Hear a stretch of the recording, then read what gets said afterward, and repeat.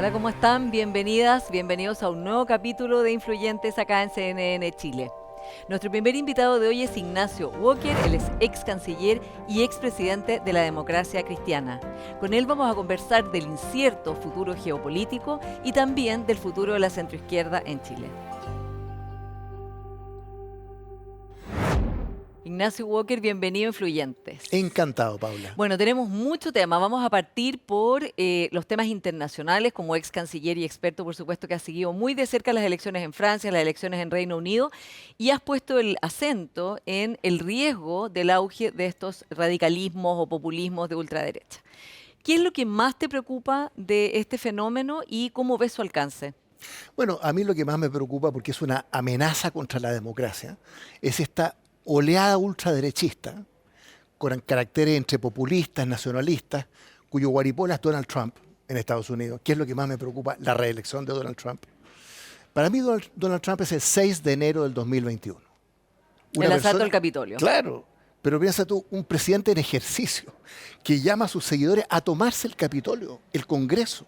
5 muertos, 90 heridos. Entonces, él es una amenaza en ese sentido. En Europa, Víctor Orbán en Hungría, Marine Le Pen en Francia. En América Latina, Jair Bolsonaro, que hizo lo mismo que Trump. Así como Trump desconoció el triunfo de Joe Biden, Bolsonaro desconoció el triunfo de Lula y llamó a su gente a tomarse los edificios públicos, las plazas públicas. Ambos hoy día están siendo procesados criminalmente. Eso me preocupa, es lo que más me preocupa. Ahora, una carta que mandaste al Mercurio tuvo algunas respuestas de un argumento que se usa a menudo respecto a estos personajes, que es decir, bueno, pero hay que respetar la democracia, ellos salen electos por los votos y la gente votó por ellos, hay que respetar eso y desde ese punto de vista tendrían credenciales democráticas. Bueno, Mussolini en los años 20 fue elegido democráticamente en Italia. Hitler en los años 30 fue elegido democráticamente en Alemania. Entonces, claro, ellos tienen un origen formalmente democrático desde el punto de vista electoral, ¿no? Pero el ejercicio del poder es un ejercicio absolutamente autoritario. O sea, Víctor Orbán, que lleva 14 años en Hungría, que ha atentado contra la independencia del Poder Judicial, contra la libertad de prensa, que utilizó una supermayoría que ganó en su momento para cambiar la Constitución, manipular los procesos electorales. Bueno, entonces hay una familia política. Afortunadamente lo que ha ocurrido en Francia, que es muy interesante, que es la genialidad de Macron. Yo defiendo a Macron. Sí, bueno, que todos se le fueron en contra diciendo que había sido un autogol gigante, pero parece que el cerco sanitario que él quería instalar, un nuevo cerco sanitario, le resultó. Absolutamente, porque ¿qué hizo Macron? Macron perdió una elección en el Parlamento Europeo. ¿Qué hace un demócrata? Reconocer que hay un cambio en la correlación de fuerza desde el punto de vista político electoral. Disolvió la Asamblea Nacional, que en Francia es posible, un sistema semipresidencial. Y entonces él llamó a esta elección y mira lo que ocurrió. En primera vuelta, el Frente Nacional, como yo le llamo, el Rassemblement National de Marine Le Pen, ganó. Y en segunda vuelta salió tercero. O sea, la defensa republicana, democrática, yo tengo muchas críticas respecto del nuevo Frente Popular, sobre todo Jean-Luc Mélenchon, que es el líder de la Francia insumisa. La Francia insumisa, pero ahí también está el Partido Socialista, con François Hollande, que fue presidente de la República, que sacó 65 diputados, la Francia insumisa 75. Entonces, yo creo que la alianza entre Emmanuel Macron, el centro, ¿no?, y esta centro-izquierda socialista, imagínate un primer ministro como Hollande, y un presidente como Macron. O sea, ahí estamos en otro escenario, ¿no? Claro, es bien distinto que si le hubiera tocado de primer ministro a Bardella del partido de Le Pen, ¿no? Así es. Ahora, ¿cuál es el correlato en nuestra región, en América Latina, de estas ideas? Porque es un grupo que se junta, que tienen estas reuniones de los comités de La Alianza Conservadora. Alianza Conservadora. Justamente hay esta afinidad. Sin embargo, evitan en América Latina llamarse de extrema derecha y consideran que eso es una caricatura. Bueno, esto es una familia política, yo la llamo ultraderecha, ellos me imagino que no quisieran llamarse así, que tienen estas reuniones, en Maryland fue una en febrero, ahora se reunió también en Brasil. ¿Quiénes están? Bueno, Jair Bolsonaro es el guaripola en América Latina, ¿no?, con las características que ya hemos mencionado. Nayib Bukele en El Salvador, que partió como un populismo de centro, también elegido democráticamente, con grandes mayorías, hoy día es un populismo autoritario. Javier Milei, ¿no es cierto?, en Argentina, con este anarcocapitalismo o liberalismo libertario, José Antonio Kast, ¿no es cierto?, en Chile, y todos ellos reconocen el liderazgo de Trump ¿no? En las Américas en general. Entonces tienen bastantes raíces desde el punto de vista del descontento popular, la crítica a las élites dirigentes, sobre todo la crítica a qué es, a la democracia liberal. Por eso, cuando Fareed Zakaria, un gran cientista político, analista de Estados Unidos, hace 10, 15 años, habló del illiberal democracy, mal traducido como democracia iliberal, pero dejémoslo ahí, a propósito de Víctor Orbán, lo dijo en Claro. Hungría, en el fondo lo que está haciendo es reconocer que esta ultraderecha es muy distinta de la derecha liberal y conservadora clásica. Lo vemos también en Chile. Sí, eso te iba a preguntar, ¿cómo ves tú el panorama del Partido Republicano que evita o dice que no es un partido de extrema derecha?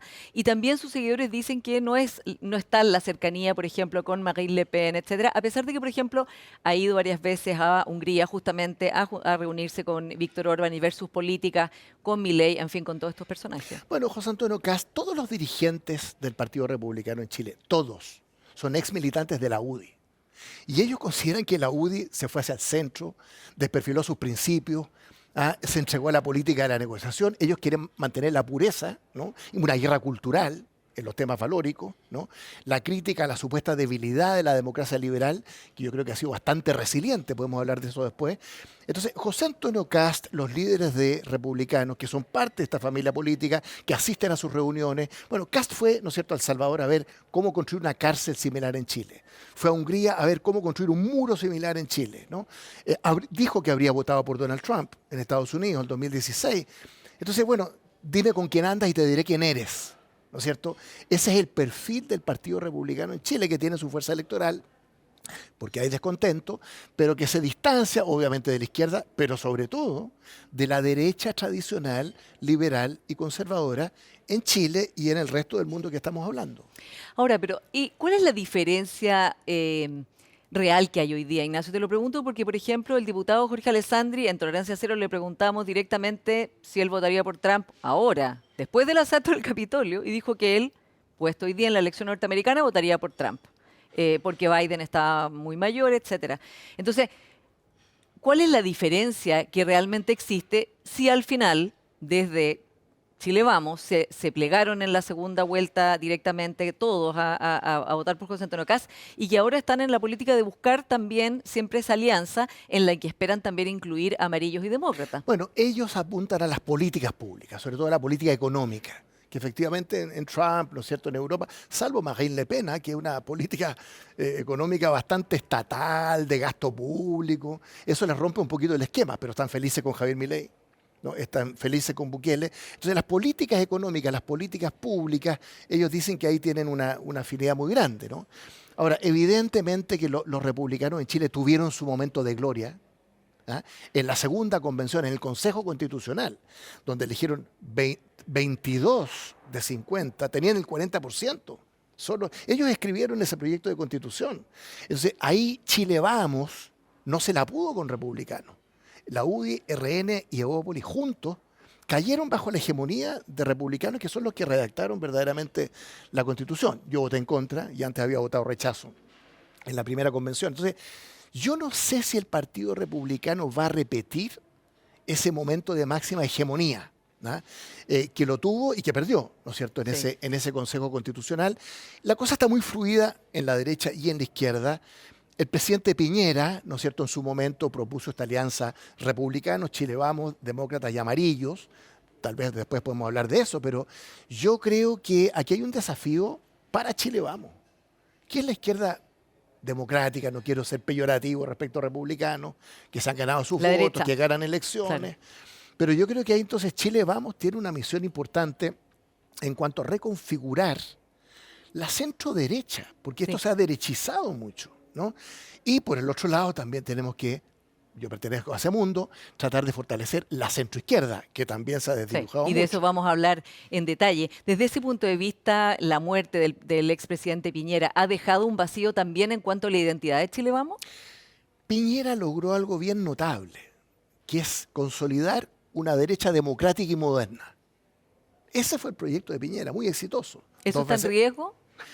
No creo, en la medida que Chile Vamos logra firmar una personalidad, una postura claramente comprometida con la democracia, porque el punto de fondo mío respecto de esta ultraderecha en Occidente, Oriente es otro tema, ¿no es cierto?, es que la gran amenaza es a la democracia, al Estado de Derecho, a la independencia del Poder Judicial, a la libertad de expresión, a la libertad de prensa. O sea, cuando Trump llama a desconocer el triunfo de Joe Biden y le pide a Mike Pence, su vicepresidente, que desconozca el resultado, él por suerte se rehusó, ¿no? Y después le pide a un secretario de Estado de Georgia, oiga, le dice, me faltan Necesito 11.500 votos. Sí. Me faltan 11.500 votos, como diciendo, usted tiene que manejar. De eso estamos hablando. Y Bolsonaro hizo lo mismo en enero, hace 2 años, respecto de Lula. Entonces, el récord a esta altura, ¿no?, la evidencia empírica para sostener que hay una tensión entre esta ultraderecha nacionalista, populista y la democracia, que es la democracia representativa, liberal, constitucional, es muy grande a estas Ahora, ¿qué alturas. pasa con amarillos y demócratas? Dos partidos que se digamos, escindidos o salidos de la centroizquierda exconcertacionista. ¿Cómo los ves tú? Porque ellos también estuvieron a favor del último texto constitucional hegemonizado por republicanos. Mira, aterrizando en Chile en este sentido, pero relacionado con lo que estábamos hablando, ¿qué es lo que ha pasado aquí, Paula? O sea, aquí la democracia cristiana, mi partido toda la vida, yo renuncié hace un par de años, pero yo seguiré siendo demócrata cristiano doctrinariamente, políticamente toda la vida. La democracia cristiana se izquierdizó, o sea, construyó un pacto electoral, ahora con 10 partidos de izquierda, los partidos oficialistas, y amarillos y demócratas, la mayoría de los cuales viene de la democracia cristiana, se derechizó. Entonces, esto demuestra, uno, fragmentación y polarización en el sistema político, como en muchos otros países del mundo, pero sobre todo, que es lo que a mí me preocupa, que hoy día el centro, la centroizquierda, que es mi domicilio político, es un casillero vacío. Eso es lo que estamos Ahora, viendo en amarillos y Chile. demócratas dicen que ellos ocupan ese casillero. Bueno, yo quiero creerles que su autodefinición como partidos de centro es real, pero cuando ellos votan por el apruebo, el voto a favor de la Constitución redactada por republicanos y escasamente por Chile Vamos, creo que están dando una señal muy potente en el sentido de una derechización. Y la dinámica político-electoral, lo vemos en las negociaciones que están teniendo lugar, también refuerza esa idea. Entonces, yo creo que desgraciadamente en Chile el espacio de la centroizquierda, el espacio del centro, se ha ido desdibujando, ha ido quedando vacío, y esta polarización del país, bueno, es un gran desafío, ¿eh? Ahora, vamos a esa idea de esta centroizquierda vaciada. Te rebatirían, digamos, desde el oficialismo hoy día que en un gobierno como este, que cada vez se parece más a un gobierno de la nueva mayoría, donde tú fuiste presidente de la democracia cristiana, así que fuiste un actor Sí. bien importante. La verdad es que con Carolina Toá en el Ministerio del Interior, con Mario Marcel en el Ministerio de Hacienda, más todos los cuadros exconcertacionistas que están en posiciones de mucha relevancia y responsabilidad, hay una centroizquierda que está viva ahí, representada en el eje del Partido Socialista, pero que está teniendo un trabajo y una responsabilidad muy grande en este gobierno. A ver, el gobierno del presidente Boric, que son 10 partidos oficialistas, es un gobierno de izquierda, no es de centro-izquierda, porque no hay centro, no hay ningún partido de centro. La democracia cristiana no es parte del gobierno, bueno, tampoco es parte de la oposición. Ahí hay un problema, ¿no? Entonces, ¿qué es lo que yo celebro, francamente, ¿no? Yo celebro que el Frente Amplio, sobre todo, y estoy muy contento de que esté reunificando en un solo partido, porque ayuda además a simplificar la oferta partidaria, el Frente Amplio abandonó el proyecto refundacional, que tuvo 2 etapas. La primera vuelta, en que recordemos que Boric perdió la primera vuelta, con un programa de los años 60, un neosoberanismo muy trasnochado, de espaldas a la globalización. Bueno. Y el segundo gran momento fue la convención, donde los primeros 6 meses de este gobierno se la jugó por la convención y perdió. Entonces, yo creo que el Frente Amplio abandonó el proyecto refundacional y se encamina en un proceso reformista, ¿no?, de una suerte de socialdemocratización. Eso es muy interesante para el país, ¿no? Y algunos no se lo creen, dicen que esto es una voltereta, que es una impostura. Yo me lo creo mucho, yo lo creo sincero. Aquí hay un liderazgo de Gabriel Boric que fue notable. Primero, ganar a Daniel Jadwe, ¿no? Segundo, no fue una voltereta lo que hizo, fue un giro en 180 grados de la primera a la segunda vuelta, ¿no? En 30 días. Recuerda que el programa de gobierno en la segunda vuelta lo redactó Roberto Saller, Andrea Repeto, Eduardo Engel, Ricardo Freix Davis, pura cepa concertacionista, reformista. Y Boric le puso el timbre candidato presidencial. Entonces, Boric tiene un liderazgo que se ha ido ganando desde que firmó el Acuerdo por la Paz Social y la nueva Constitución, Claro, 15 de noviembre del 2019, solo, sin su partido porque le quitó el piso, Sí. ¿no es cierto?, Convergencia Social. Entonces, yo creo que el liderazgo de Boric es muy gravitante, pero sobre todo, y volvemos al tema internacional, Venezuela, Nicaragua, todo lo que sabemos, yo creo que el Frente Amplio entiende que este afán refundacional, a ver, lo digo en términos positivos. Hay un libro que escribimos ahí con Ernesto Tone que se llama Cambio sin ruptura, una conversación sobre el reformismo, en que nuestra tesis es que el método de la democracia no es ni la revolución ni la refundación, sino la reforma, ¿no? La democracia es reformista. Y el ADN de este gobierno en este momento, con la impronta del socialismo democrático, pero también los cambios que vemos en el Frente Amplio, se encaminan hacia una política más reformista, no refundacional. Sí. Y eso es bueno para Chile. Ahora, ¿cómo ves la figura de la expresidenta Bachelet, con quien trabajaste muy directamente, por supuesto, y que tuviste conflictos y tensiones sobre el programa? Matices. Un poco más que matices, que no habías leído el programa de la nueva mayoría, en fin, pero que sigue siendo una figura fundamental de la centroizquierda y de la izquierda, y que esta semana ha tenido un almuerzo desde la ADC al Partido Comunista con declaraciones bastante entusiastas, tanto de la ADC como del Partido Comunista, diciendo que ella sería una gran carta, ¿no?, de la centroizquierda. Bueno, primero aclaremos el tema del programa. Es un mito urbano. Sí, ¿no leíste el programa? No, o sea, no solo lo leí, coordiné Ah, ya. 120 profesionales y técnicos de la democracia cristiana, yo era presidente del partido. Fue un comentario que hice sobre la gratuidad universal, Ah, ya. que se prestó para... Bueno, Aclaramos esa diferencia mira, histórica yo sobre el tengo muchos programa. errores, pero soy muy estudioso, muy estudioso. Y participé directamente en la elaboración de ese programa. El problema fue la gratuidad universal, pero eso ya es pasado. Entonces, la presidenta Bachelet lo que ha hecho es confirmar su liderazgo en la izquierda chilena, que lo tiene y muy ganado. Ha sido 2 veces presidenta de la República. Ella ha dicho hasta el cansancio que no va a ser candidata presidencial.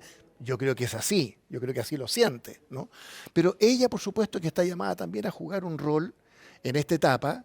Siempre ha sido una militante muy consecuente, socialista, de izquierda. Entonces, tal vez la reflexión es, bueno, ¿y qué pasó con la centroizquierda? ¿Te fijas? Porque por mucho que uno modere, que corras al centro, pero si son 10 partidos de izquierda, que ahora van a ser 7, 8, por suerte, ¿quién ocupa ese espacio que ocupaba Ricardo Lago? ¿No? Ricardo Lago, cuando estaba más activo en política, ¿no es cierto?, era claramente una personificación de la centroizquierda, de la socialdemocracia. Michelle Bachelet nunca se ha definido como socialdemócrata. Hay un matiz nuevamente. Claro, ahora siempre se la ve internacionalmente Sí, como una sí. representante de la socialdemocracia. Sin duda. Internacionalmente ha jugado un rol muy notable en ONU Mujer, como Alta comisionada. alta comisionada de derechos humanos. Hizo unos informes sobre Venezuela y China lapidarios en su Sí. momento. Yo tengo mucho respeto por ella. Trabajé 4 años con Sí. ella. ¿Y sería en una el buena idea gobierno. que ella fuera la candidata? No creo, Ya. no creo. Es que ella lo ha dicho hasta el cansancio. Esta semana lo reiteró en una reunión que tuvo con líderes de los partidos, ¿no es cierto? Más la democracia cristiana. Entonces yo creo que esto está muy fluido. Sí. Lo de, Ahora- lo de la presidencia en el lado de la centroizquierda, de la izquierda. Sí. En el otro lado ya está más. Ahora, el Más escenario para la centroizquierda y su futuro, ¿no? Porque también, claro, un escenario es si en el próximo periodo va a ser gobierno o va a ser oposición, y también ahí viene si se sintetiza esta alianza entre el Frente Amplio y el Socialismo Democrático, y qué pasa con el PC, que está claramente ahora en una situación mucho más incómoda con el gobierno, ¿no? Pero en las encuestas, en la última encuesta Criteria, Ignacio, lo que se muestra es que la persona más competitiva Sin es duda. la expresidenta, que de hecho le gana a José Antonio Kast, no le gana hoy a Evelyn Matei, pero sí le ganaría a José Antonio Kast, y aparece un poco mejor que antes la ministra Toá y un poco más abajo la ministra Vallejo, pero con distancia. ¿Tú ves que de ahí, digamos, de esas dos ministras, puede salir una futura carta que se consolide como una alternativa a la alcaldesa Matei? Y también te lo pregunto de cara a lo de Macron, porque Macron lo que dice es: todos los que estamos en contra de la ultraderecha nos tenemos que unir. Eso implicaría acá que la opción que ha tomado la ADC de ir desde la ADC hasta el Partido Comunista a las municipales tendría que replicarse luego si está la amenaza de que José Antonio Kast sea quien pase por el lado de la derecha a la segunda vuelta. A ver, primero yo tengo gran respeto por las 3 mujeres que tú mencionas. Michelle Bachelet, Carolina Toá y Camila Vallejo. Las 3 son notables, mucho liderazgo político. Segundo, de las tres, la que más se parece a lo que estoy tratando de dibujar en sentido de un escenario de la centroizquierda, especialmente frente a la posibilidad, ¿no es cierto?, de republicano, creo yo que es Carolina Toá. Creo que ha sido una gran ministra del Interior, es un talento político, muy inteligente, tiene una trayectoria, es una generación intermedia, que se ha ganado un lugar en la política chilena. La de ella yo encuentro que es un liderazgo muy, muy atractivo. Ahora, otra carta que surge o que se comenta es la de el gobernador Orrego, si es que se elige con muchos votos, ¿no? Que también quedaría en una posición expectante, en una posibilidad de ser candidato presidencial. ¿Cómo ves tú que sea la DC, su propio partido donde ha militado más de 30 años, que esté ahora negándole el apoyo cuando ya recibió el apoyo del Partido Socialista, del Frente Amplio y de todos los alcaldes del oficialismo? Bueno, Paula, si el llamado progresismo, los 10 partidos oficialistas de izquierda, la democracia cristiana, no son capaces de resolver el tema de la gobernación de la región metropolitana, olvídense de tener una opción en materia presidencial o en cualquier materia que sea de relevancia. Evidentemente que Claudio Orrego es la persona para liderar no solo a la centroizquierda, la izquierda creo que tiene un apoyo muy transversal, en la encuesta está disparado, Sí. una persona que toda la vida ha sido demócrata cristiana. Entonces yo lamento mucho lo que está ocurriendo porque para ¿Cómo mí, calificas lo que ha hecho la DC? Porque el Frente Amplio lo apoyó, así como el Partido bueno, Socialista. Alberto Andurraga lo ha apoyado, Claro, pero el decididamente, senador sí. Buenchumilla sale Sí. diciendo que no Sí, debiera, sí. después sale el diputado Cifuentes diciendo, apelando a la dignidad demócrata Es que no hay cristiana. nada peor, Paula, que cuando la política se distancia del sentido común. Eso no tiene ninguna posibilidad, ¿no? Entonces, si estamos pensando en el escenario de este otro año presidencial, parlamentario, una coalición vigorosa, democrática, reformista, de centroizquierda, para enfrentar al Partido Republicano, y como te digo, no somos capaces de resolver algo que es obvio, que es evidente, que cae por su propio peso. Ha sido un gran gobernador, fue un gran intendente con la presidenta Bachelet. Como les digo, en las encuestas está disparado. Entonces, es muy triste ver cómo mi partido, de toda la vida, la democracia cristiana, ¿no es cierto?, se tropieza, se enreda, ¿no? Incluso en momentos en que los alcaldes, todos los alcaldes de izquierda de la región metropolitana y del oficialismo ya le han dado su apoyo, además de los partidos que tú mencionas. El Partido Comunista es distinto, porque está negociando con Coquimbo, entonces levanta una candidatura en la región metropolitana. Yo entiendo esas dinámicas, ¿ah? El PC es otro tema en realidad, pero bueno, espero que lo de Claudio Orrego quede zanjado, porque como te digo, es de sentido común. ¿Refleja como un declive ya más orgánico incluso de la DC esta actitud que han tenido con Orrego? Bueno, a propósito de lo orgánico, yo estaba sacando de la cuenta, la democracia cristiana ha tenido 7 presidentes en 7 años. O sea, imagínate una empresa que tenga 7 gerentes generales en 7 años. Alta rotación. Mucha rotación. Pero eso demuestra algo, ¿te fijas? Es un síntoma de algo que no está funcionando. El gran error de la democracia cristiana, creo yo, fue haber llamado institucionalmente a votar a prueba en la Convención Constitucional, en circunstancia que todos los expresidentes del partido, éramos 9, en una carta formal, respetuosa, le pedimos que decretara libertad de acción. La mitad de los parlamentarios ya estaban con el rechazo.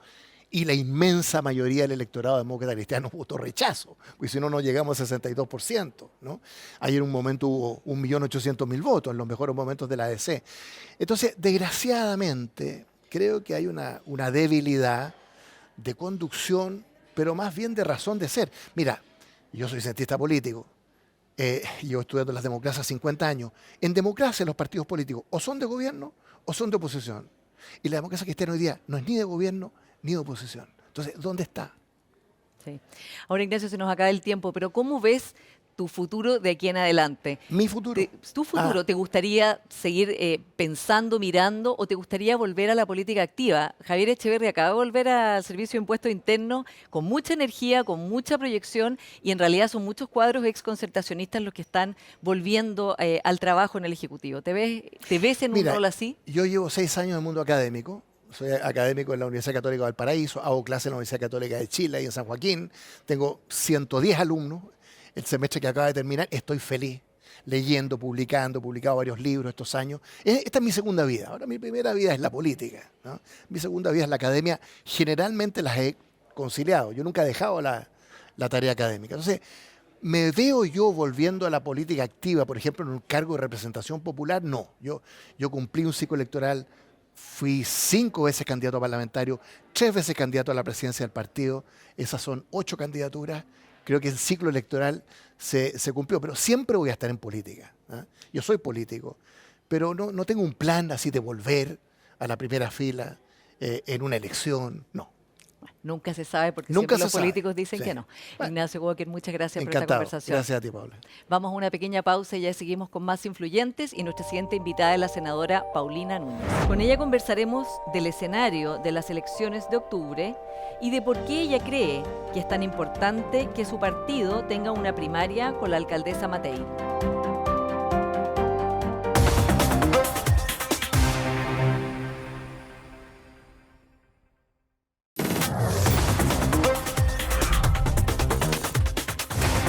Senadora Paulina Núñez, bienvenida a Influyente, especialmente porque está en su postnatal Gracias. de Matilde, que tiene 2 meses. 2 meses y días, así que pero acá estamos. Así que Felicitaciones. Gracias. Pensamos que le iba a traer y le habríamos dado la unanimidad en CNN para que la trajera, pero la dejó con el papá, ¿no? Pero la vamos a llevar al Senado. Ah, ya. Y no tengo ninguna duda que se van a abrir las puertas para que pueda entrar un recto a la sala. Vamos a muy invitar bien. a la diputada Camila Rojas también. Muy bien, esperamos que así sea. Senadora, ¿cómo ha visto la política que está muy movida en su partido, en Chile Vamos, en general, desde esta cierta distancia que le ha dado estar dedicada a Matilde en primer lugar? Bueno, se ve distinto, ¿ah? Se ve distinto cuando uno no está en la mesa de negociación, cuando efectivamente no estás yendo al día a día al Congreso y cuando tienes momentos para reflexionar mejor lo que está ocurriendo. Y lo estoy viendo como todo año electoral, es decir, con tiros y afloja, con candidatos que se quedan abajo siendo los más competitivos, por ejemplo, según las encuestas, con primarias donde a lo mejor no se debió haber hecho una primaria o al revés, donde faltó una primaria para poder tratar de correr con candidatos únicos. Pero veo que Chile Vamos, si bien está haciendo los esfuerzos, las derechas, como se ha llamado, ¿cierto?, a propósito de republicanos, incluso el centro político con demócratas, con amarillo, han pecado de ingenuos respecto de poder llevar un candidato único. Nos quedamos más en los discursos, que es lo que estamos viendo al menos hasta ahora, cuando estamos a día de inscribir lo que falta de candidatura. Ahora, ¿qué nota le pondría a la presidencia del senador Galilea, que, bueno, fue su rival, sacó más votos que usted y por eso es el presidente del partido, porque ha habido hartas críticas suyas y de otros respecto de la conducción, justamente porque consideran que no está preservando adecuadamente los intereses de Renovación Nacional? Yo le pondría un 5. Yo creo que hasta ahora están aprobando, no creo que sea una mala nota, pero media, ¿no? Una nota media, porque efectivamente siento que ha faltado un liderazgo primero para la búsqueda de candidatos y candidatas, ha faltado el imponerse en una mesa para que en lugares donde nosotros tenemos una buena representación, por ejemplo parlamentaria, porque eso influye para luego tú instalar tus candidatos, se impongan los nuestros, y lo que es peor aún, cuando tú tienes encuestas, Paula, y tus candidatos van primero, tú no los entregas. Y lo digo específicamente a propósito de Recoleta. Yo en eso tomé una decisión. Sí, que usted está apoyando al concejal Felipe Cruz. Ha sido muy criticada por eso, porque Republicanos ya tiene a su candidata Ruth Hurtado, y esto entonces ha sido como un conflicto más o menos grande. Claro, pero eso es importante decir algo, porque no es que Felipe Cruz vaya por fuera, no es que sea un candidato ajeno al sector.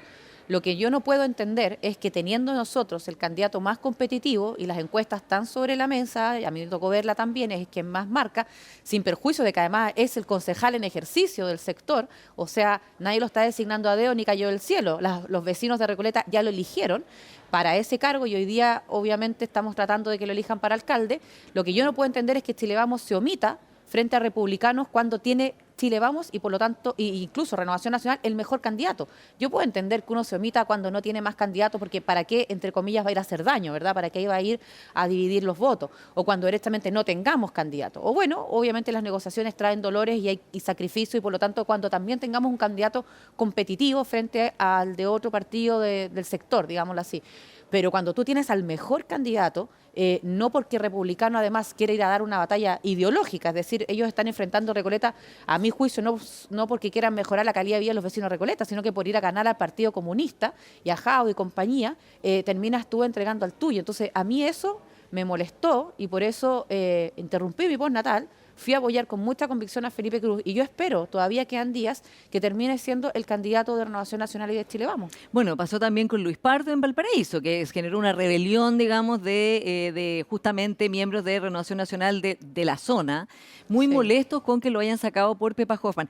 ¿Qué explica esto? Porque es como contraintuitivo porque RN supuestamente fue como ganador en las primarias, ¿no? Le fue bien. No, y además porque en Valparaíso tenemos 2 senadores, o sea, el partido es fuerte en esa región, 2 senadores, varios diputados, varios cores, varios alcaldes, entonces lo lógico era que el candidato a gobernador fuera también de Renovación Nacional y se termina entregando por la secretaria general de la UDI, obviamente que cuando ya se toma una decisión, a propósito, por ejemplo, lo que decía el otro día la diputada Camila Flores, vamos a estar detrás de Pepa Hoffmann como candidata, pero no es lógico, ¿no? Hay cuestiones que responden, a mi juicio, a una mala dirección y a un mal liderazgo desde Renovación Nacional como para poder imponer nombres que además marcaban bien en las encuestas. Luis Pardo con Pepa Hoffmann estaban separados por 2 puntos, que es nada en realidad. Entonces, no es que uno tenga un mal candidato y quiera imponer a alguien por imponerlo, no. Tienes candidatos competitivos y aún así terminas fuera del territorio. Usted tuvo una frase bien dura para el diputado Chalper, dijo que era un topo de los republicanos. ¿Qué quería decir exactamente? Oye, dura y sacó varias bueno, ya, varias risas. Yo no me quiero burlar ni mucho menos, pero nada, estaba molesta y lo dije y lo mantengo porque quiero insistir en esto. O sea, si tú militas en un partido, es ilógico que termines defendiendo los intereses de otro partido. Y eso a mí me parece, voy a decirlo, contraproducente con nuestras mismas candidaturas. Así que parecía, insisto, más un infiltrado republicano como militante de Renovación Nacional defendiendo la candidatura de una candidata de republicano y no de alguien nuestro, ¿no? O sea, bueno, y todo lo esto encuentro poco lógico. Claro, todo esto nos lleva al tema presidencial también, senadora. Esta semana hubo una comida en la casa de la alcaldesa Evelyn Matei, que es la que lidera todas las encuestas, ¿no?, de preferencias presidenciales. Y está como proclamada también por RN, porque lo que se dijo ahí era que el 90% de los parlamentarios, de los diputados de RN estaban a favor de que ella fuera la candidata también de RN, pero usted no está de acuerdo con eso, quiere que haya una primaria. Sí, a ver, primero yo creo que Evelyn Matei es una tremenda candidata y sin duda puede llegar a ser presidenta de nuestro país. Y eso lo quiero decir, se lo he dicho a ella en privado, lo he dicho públicamente y lo creo profundamente, creo que tenemos una oportunidad. Pero también, y volvamos a lo que estábamos hablando recién, lo que corresponde desde los partidos políticos es enfrentar una primaria, porque es el momento, además, cuando tú perteneces a una coalición, de diferenciarte del resto de los partidos aliados y levantar tu proyecto país. O sea, no es solo que uno apoye a una determinada persona para que llegue a un determinado cargo y más aún cuando es la presidencia, sino que es el momento en donde uno dice cuál es mi distingo entre la UDI, entre Evópolis y eventualmente si hacemos una primaria más amplia, ¿verdad?, entre demócratas, entre amarillos o entre los independientes del sector que quieran correr en esa primaria. Y es por eso que en una primaria se fortalece el partido porque se distingue y levanta su programa, su propuesta, lo que quiere en definitiva ofrecerle a los chilenos. Y por eso creo que es importante a la alianza, o sea, porque cada uno va marcando su diferencia y después quedan situaciones que a veces no son tan fáciles de componer. Sí, es cierto, pero también el electorado va a votar, por ejemplo, en la primaria que tuvimos, me acordé inmediatamente, Paula, pero con el expresidente Piñera, donde compitió el senador Sandón, el senador Felipe Kast, y en ese momento yo, sinceramente, después de esa primaria, sabía que habíamos ganado la presidencial, o sea, habíamos avanzado tanto y habíamos logrado convocar a tantas personas que algunas se sentían identificadas con Piñera, otras con Sandón, otras con Kast, que sabíamos que luego iban a todos apoyar al expresidente, ¿verdad? Y es más, qué bueno recordar aquello, porque si el propio Sebastián Piñera, habiendo ya sido presidente en ese momento, estuvo disponible a ir a una primaria, entonces con mayor razón todos tienen que estar disponibles a ir a una primaria con tal de fortalecer la coalición y hacerle un llamado al electorado. Por eso yo creo que Renovación Nacional tiene que llegar a esa primaria con un candidato. Clarísimo. ¿Usted cree que tienen que...? ¿Quién es la pregunta? ¿No? Porque hay varios bueno, interesados. eso es lo difícil, pero digamos, usted esto ya lo ha pensado. ¿Quién cree usted que tiene realmente una posibilidad de marcar esa identidad de RN, que es lo que usted está planteando? Bueno, primero, para enfrentar cualquier elección hay que quererlo, ¿verdad? Hay que tener Pero un los piso. políticos todos quieren. Sí, es verdad, eso. Y qué bueno porque a veces uno le preguntan y dicen, ¡ay, cómo dijo tal cosa! Si en realidad todos quieren, pero algunos tienen más experiencia, más conocimiento, en fin. No, yo creo que para una primaria presidencial, efectivamente no todos pueden, y a lo mejor sí todos quieren, y el poder significa, primero, dentro de Renovación Nacional, tener los votos en el Consejo General del partido. Si Renovación Nacional levanta un candidato, no lo van a decidir ni los diputados ni los senadores. Obviamente son importantes. O los alcaldes o los consejeros regionales, en fin. Lo decía el Consejo General del partido, que son representantes nuestros, que están desplegados en todo Chile, representan a sus regiones, pero forman parte de esta instancia que es la máxima del partido, que son cerca de 350 personas y que van a ser los que van a decidir, insisto, quién puede ser. Y yo creo que hoy día hay una persona que ha levantado la mano, que tiene ganas, que a lo mejor todavía no se atreve a decirlo públicamente, pero Francisco Chaguán podría ser un buen representante de Renovación Nacional. Aunque le dijo a Mónica Rincón que no, pero bueno. Sí, parece que habemos más jefe de campaña de él que él mismo, pero el otro día habló, por ejemplo, del alcalde Rodolfo Carter, que también... Sí, también que Rehén Sí. estaría como apoyando al alcalde Carter. Después el senador Osandón dijo que por ningún motivo... Como dijo, sobre su cadáver. Sobre su cadáver y que él se iba a encargar de que no fuera así. Y algunos lo empezaron a matar. No, a ver, lo de Rodolfo Carter es muy simple. Yo creo que él tiene un liderazgo, es evidente. Creo que ha marcado, además, una forma de hacer política muy en terreno. Bueno, propio de los alcaldes también, el cargo le da esa facilidad, pero que sin duda podría representar al sector en una primaria. Entonces, al menos él, porque ¿para qué se va a desgastar dentro de la Renovación Nacional? Tiene que ir a la primaria de Chile Vamos, invitado, por supuesto, por nuestros partidos. Así, de hecho, fue, por ejemplo, el senador Sandón en esa primaria que recién recordábamos, y tratar de competir para poder convocar a más electorado. Entonces, imagínate una primaria entre Rodolfo Carter, eventualmente Francisco Chaguán, obviamente Evelyn Matei, ojalá que corra alguien del Centro Democrático. Jimena Rincón, por ejemplo. Bueno, a mí me encantaría que fuera una primaria nuestra. O sea, sin duda creo que le daríamos una muestra al oficialismo, ¿cierto?, a la izquierda en general, de la capacidad de ponernos de acuerdo con tal de poder volver a gobernar.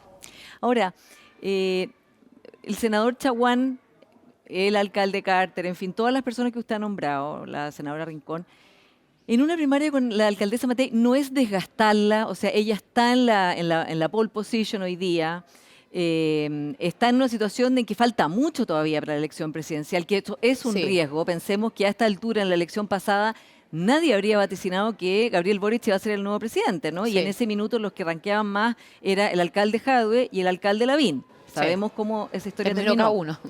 Entonces, no es eso, exponerla a que la principal carta que tiene la centroderecha se desgaste innecesariamente. Bueno, primero, efectivamente, falta mucho. O sea, yo también estoy muy consciente y todos nosotros de que falta mucho, de que cualquier cosa puede pasar, de que cualquiera pueda salir con una gran idea y termine subiendo las encuestas, en fin. Pero hoy día yo creo que primero tenemos que pensar en la posibilidad de volver a gobernar. Y evidentemente ella tiene hoy día la primera opción, por eso no hay que pegarle, no hay que hacer una primaria odiosa. Yo en Antofagasta, por ejemplo, que ella se trasladó hace muy poco a lanzar el plan para las comunas con miras a la elección municipal, la acompañé en pleno postnatal. Y por lo mismo creo que no le podemos hacer la pega más difícil, se lo dije a ella y lo digo convencida, digamos, públicamente. Pero también creo que es importante que no perder de vista que para ganar hay que enfrentar una segunda vuelta. Y para que eso ocurra, tenemos que hoy día convocar a la mayor cantidad de personas al sector. Y creo que la herramienta para hacer eso es una primaria respetuosa, donde podamos debatir ideas, donde podamos además diferenciarnos entre los partidos, pero dentro de nuestro mínimo común. Y creo que eso lo podemos lograr al menos con los nombres que hoy día están sobre la mesa. Senador, ¿y cómo está la relación con el Partido Republicano? Porque ellos han sido, bueno, muy activos en poner candidaturas, ¿no? En distintas candidaturas de las cuales Chile Vamos se entera por la prensa. Y por otro lado, han sido muy claros también de decir, somos un proyecto diferente de Chile Vamos y por lo tanto no estamos obligados como a llegar a acuerdos con ellos, será en la medida que converjan. Pero no hay tanta claridad de parte de Chile Vamos de explicitar cuáles son las diferencias que tienen con el Partido Republicano. Yo creo que en el tema electoral no ha sido Chile Vamos el que no ha querido llegar a acuerdos. Yo creo que efectivamente Republicano va a ser el gran responsable de que en algunas comunas o regiones terminemos corriendo con 2 o 3 candidatos del sector. Porque no nos olvidemos que Republicano no ha traído votos nuevos. Mayoritariamente son votos que se han ido de la UDI, algunos de Renovación Nacional y algunos a lo mejor de Bópoli, pero de gente que a lo mejor esté más molesta con el oficialismo, con el gobierno, en fin, que tenga un voto más de rechazo a lo que hay que de sentirse representado. Pero creo que si no hemos logrado hasta ahora un acuerdo con ellos, ha sido responsabilidad más de ellos que de Chile Vamos. Yo lo veo sinceramente así. Ahora, ¿qué nos diferencia? Bueno, no solamente las cuestiones valóricas, que uno las puede ver más nítidamente, ¿cierto? Sino que las formas, y creo que en la vida, no solamente en la política, las formas dicen mucho al final del día del fondo, del contenido, de lo que tú quieras impulsar. Y eso lo hemos visto en cuestiones tan básicas. Recién recordábamos, por ejemplo, cómo le negaron la entrada a la diputada Rojas con su hijo para poder estar en la sala de la Cámara. Y si actúan así frente a un hecho tan humano, cómo van a actuar después el día de mañana frente a cuestiones mayores o no, que requieran a lo mejor de menos empatía. Y luego ya con cuestiones más macros, a lo mejor como lo hemos visto, por ejemplo, con el tema migratorio, que hoy día es una crisis en el país. Yo soy senadora por Antofagasta y me tocó interpelar a un exministro del gobierno de la presidenta Bachelet hace 7 años atrás y estábamos hablando otro idioma, Paula. O sea, el ministro sinceramente todavía no visualizaba lo que estábamos ya viviendo en el norte, que hoy día evidentemente está descontrolado, y las soluciones son ideológicas, no son prácticas, no son concretas, no son... Entonces, bueno, siento que a nosotros todavía, ¿qué nos diferencia? Cuestiones de sentido común, de tener una capacidad de dialogar con quien esté de turno, de poder lograr mayores acuerdos y no estar ideologizado o atrincherado en una esquina creyendo que con eso, claro, pan para hoy, hombre para mañana, nos llevamos un aplauso a través de un TikTok, pero la verdad es que al final del día es imposible gobernar negándose a todo. Ahora, José Antonio Kast ya ha dicho que va a ir a la primera vuelta directamente. Eso significa que la alcaldesa Matei estaría con José Antonio Kast en la primera vuelta.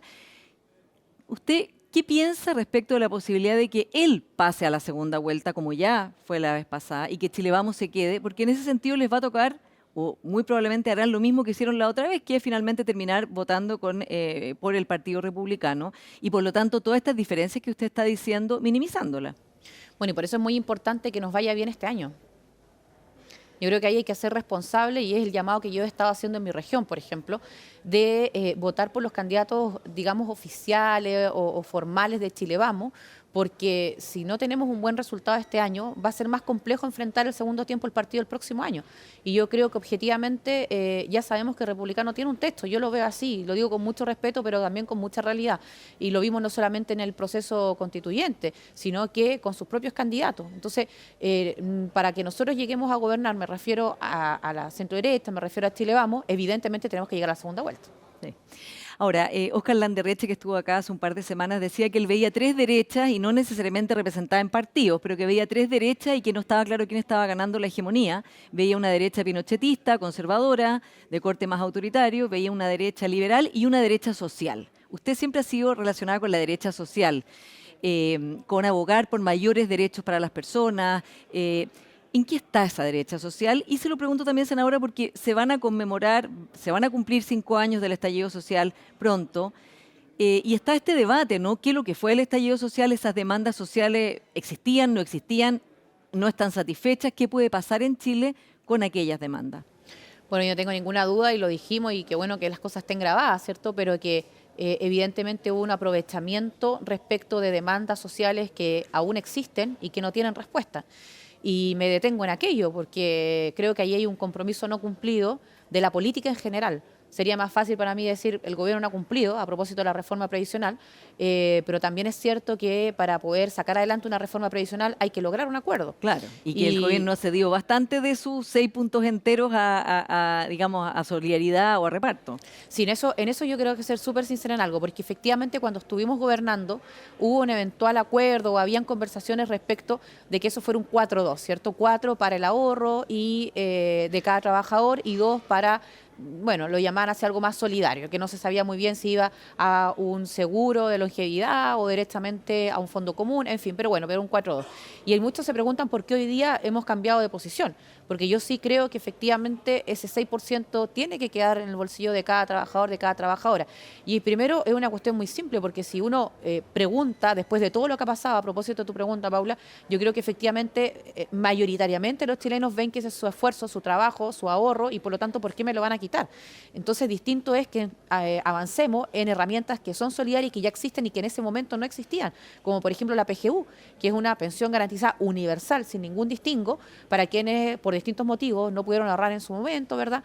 Y por eso creo que es relevante darle una vuelta más a esa herramienta, entender que hoy día, por mucho que uno diga un seguro de longevidad es plata para quien está de turno y quizás gasta en qué, porque nadie nos da garantía además en qué se va a invertir. O sea, en eso yo sí hago un distingo y me hago cargo de por qué hay una mirada distinta en esta oportunidad. Senadora, esta semana el Comité Técnico, ¿no?, justamente de la Comisión de Trabajo del Senado dio su informe con zonas en que no llegaron a acuerdo, pero algunos acuerdos que son interesantes. Por ejemplo, de hacer solidaridad con las mujeres, ¿no?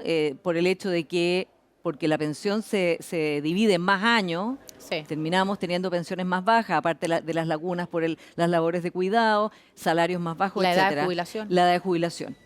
Y también en que justamente son las mujeres del quintil 4 y 5 las que están más aproblemadas, las que tienen más problemas porque su tasa de reemplazo es más baja, y que también están de acuerdo en que no se puede seguir subiendo la PGU al 100% porque eso es un compromiso fiscal muy grande, ¿no? Sí. En este plano, ¿usted se inclina por llegar a un acuerdo con el gobierno en materia de pensiones o está en la tesis de otras personas en la oposición que finalmente dicen esperemos el próximo gobierno con un Congreso que esperan que sea más favorable y que entonces puedan imponer aquello que quieren, que es que el 6 completo vaya a la cuenta individual y que no haya ningún tipo de solidaridad que no sea a través de la PGU? No, yo creo que tenemos que lograr un acuerdo de todas maneras y evidentemente si en ese acuerdo hay una mirada de género, hay una mejora hacia las mujeres, hacia las pensiones de las mujeres, yo creo que va a ser un móvil para poder tener mayores votos y lograr, ¿cierto?, una mayoría y sacar la pensión adelante.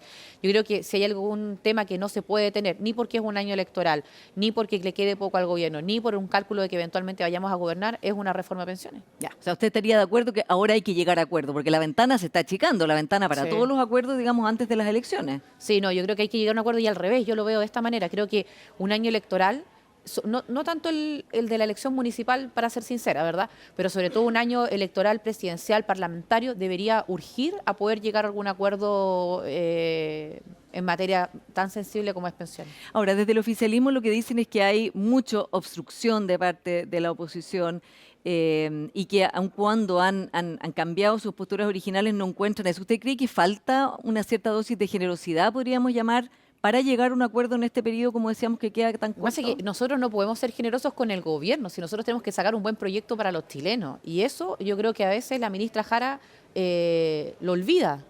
Siento que no me gustó la actitud de ella, por ejemplo, el otro día discutiendo con el presidente de la Comisión de Hacienda, el senador Coloma, porque objetivamente si hay alguien mesurado, el senador Coloma, o sea, yo no lo he visto nunca alzando la voz, gritando, ni nada, entonces, y le tocó dirigir el Pleno, el Senado, con mayor razón una comisión de 5 personas. Entonces, creo que a veces ella se pierde en que si nosotros no avanzamos, no es porque queramos que al gobierno le vaya mal, sino que porque efectivamente creemos que el proyecto no está bien planteado, para no decir que no le hace bien a los chilenos. Entonces, en eso yo llamaría a retomar el diálogo, a guardar la prudencia, a sacar esas ideas de la mesa y efectivamente recoger, por ejemplo, lo que entregó hace muy poco, ¿cierto?, el Consejo Asesor.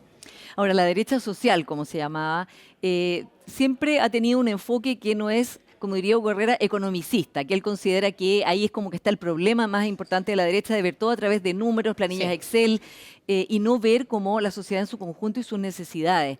En ese sentido, ¿cuál es la influencia que tienen sectores económicos, sectores economistas, en fin, esta mirada todavía sobre la derecha y de cara a que les toque gobernar? Porque, por ejemplo, la encuesta Criteria última muestra que la oposición no está capitalizando nada las frustraciones que hay con el gobierno. O sea, tiene una evaluación, de hecho, peor, bastante peor que la del gobierno. Sí, yo creo que como oposición lo podríamos haber hecho mucho mejor. Creo que más han hecho, por ejemplo, los diputados a propósito de las herramientas de fiscalización, pero también todos sabemos que esas herramientas marcan un punto político, pero no logra respuestas concretas. O sea, es una de las formas que tienes de ejercer tu rol opositor, que tenemos que ejercerlo porque eso fue lo que decidieron los chilenos. Pero a modo de propuestas y de capitalizar, yo sí tengo un punto respecto de la agenda de seguridad. Yo creo que allí sí jugamos un rol importante para lograr apresurar al gobierno a que sacara varios de los proyectos, por ejemplo, de infraestructura crítica, en materia migratoria también. Estamos discutiendo ni más ni menos ahora el hecho de que sea penalizado el ingreso clandestino a Chile, que yo creo que es vital para poder ordenar un poco, pero más allá del tema del orden, que también es un tema muy propio nuestro, ¿verdad? Y creo que en eso hemos terminado convenciendo hasta el presidente. Algunos dicen que se ha dado vuelta la chaqueta, que ha estado medio amarillo, pero yo creo que efectivamente se ha ido convenciendo y el rol de Carolina Toá también ha sido en eso relevante, pero gracias al rol opositor que hemos hecho constructivo. Allí destaco el tema de seguridad, pero capitalizar lo mal que lo ha hecho el gobierno, lo vamos a ver este año. Yo no puedo, de verdad, no podría entender que un Delfín Tejada sea elegido en Recoleta.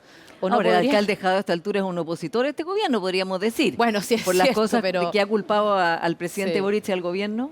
Sí, es cierto, pero el electorado, si lleva un candidato él, no creo que, o sea, sinceramente sería inexplicable que se fuera, ¿cierto?, y se tendiera a elegirlo a él que al candidato nuestro. O sea, creo que allí habría un análisis de que efectivamente no hemos logrado convocar, motivar y convencer, que es lo que tenemos que hacer. Senadora, se nos acaba el tiempo. Una última pregunta. ¿Hay el riesgo de que las personas de la centro derecha estén ya probándose los trajes para entrar al gobierno, o sea, muy ya convencidos de que van a ganar de todas maneras? Bueno, no voy a hablar por el resto, pero yo creo que hoy día nosotros no tenemos nada seguro. Yo creo que tenemos que trabajar mucho para poder volver a gobernar. Creo que lo que estábamos hablando recién de convencer se tiene que notar en nuestros candidatos y en nuestro proyecto, y por eso quiero insistir en algo. Yo creo que es muy importante tener una primaria presidencial y tener un buen resultado este año. Y por supuesto, y yo agradezco además ese punto, Paula, pero responder a los temas sociales tiene que ser un tema nuestro, no de una parte de nuestro sector o no de un centro político, y esa es la gran pelea que desde Renovación Nacional hemos dado siempre, porque es evidente que el desarrollo económico tiene que estar para que se desarrolle socialmente nuestro país, pero se nos olvida, a veces lo ponemos primero en la fila, y yo creo que la respuesta a los temas sociales es lo que está esperando la gente está esperando, los chilenos están esperando cómo mejoramos la salud, cómo mejoramos la educación. En la educación es impresentable. Yo hoy día alcé la voz porque no entiendo cómo la directora de la JUNAEP sigue cuando vamos a partir el segundo semestre y los niños no tienen útiles escolares, útiles que deberían haber llegado en marzo y abril. Y uno ve que la mayoría de las vocerías o de los espacios de los distintos políticos son, claro, para hablar de temas más políticos, pero esto es importante porque efectivamente tenemos a niños, los más vulnerables, que todavía están sin sus útiles. ¿Va a Esos son tratar de temas sociales. presidir su partido de nuevo? De todas maneras. Ya. Sí. Veremos ahí qué pasa. Felicitaciones de nuevo por Matilde. Gracias, Paula. Y muchas gracias, senadora Núñez, por esta conversación. Muchas gracias. Y a ustedes, como siempre, muchas gracias por su sintonía y nos encontramos la próxima semana.